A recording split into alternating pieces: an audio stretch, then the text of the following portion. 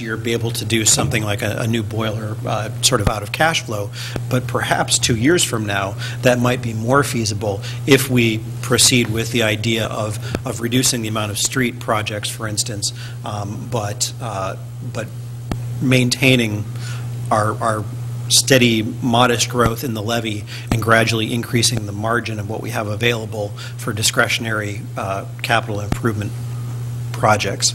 And so I guess, to my mind, looking, and this is something that's in the process always very hard, I think, for councils to wrestle with, because, you know, we look at the CIP and we have sort of some speculative things, and there are a lot of variables with the cost of interest rates and so forth.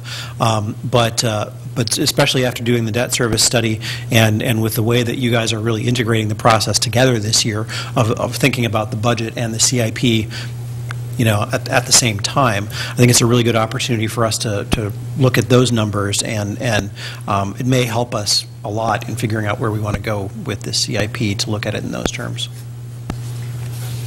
Mayor and Council, I think that's an excellent idea. We'll put that together and talk about that and understand what we're talking about. I mean, we do have a spike in these 3 years, and so we're not levying up to that spike, even though our payment's higher.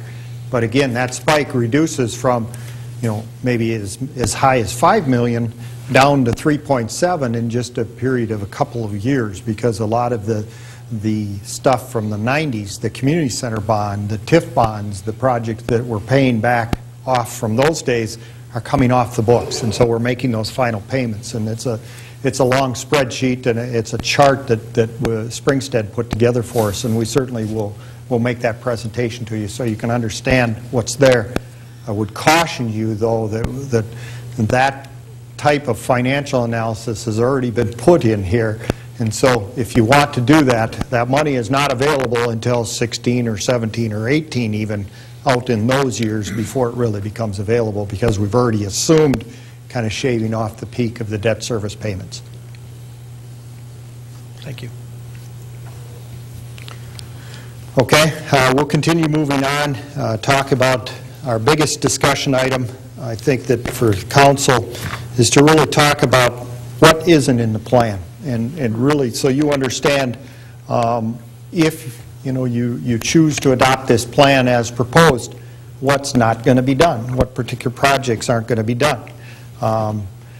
One of the things that Chief Tamala is going to talk about, we're running out of space in our police department. We certainly have needs in there. We have people in various places, and so we have a space issue. And one of the big items that you need to think about, not now, maybe not for 5 years or 6 years, but at some point in time, typically this is done through a referendum or something, but over the next 5 years, we really need to look about finding some more space for our police department. And so we're really running out of that space and need to look at how to do that. So that certainly was a request, a very large request from the police department, but not an immediate need, but one that we really need to have on our radar screen. Chief Lucan is going to talk about fire stations. We have some fire stations that aren't up to code.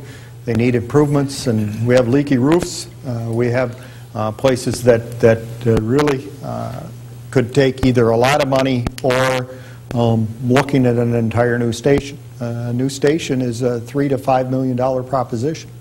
And certainly that's not in the plan. We don't have funds set aside for that.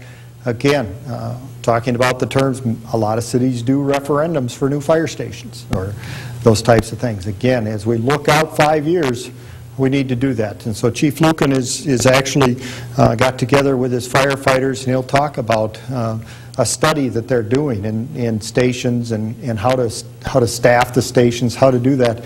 And he'll be reporting to that on a portion of that. Actually, the study will be done probably, I think, September, some point in there, just to talk about how do we allocate our equipment, our people, our time, and all the paid-per-call people are on board. And he's actually going to do that study internally about how best to use that equipment. But again, well, we have just one fire truck. You need to be setting aside another $100,000 that the fire stations need to be looked at as well. Ms. Gentleman. Isn't that part of isn't part of this the whole thought of the chief's brought up a couple times of looking at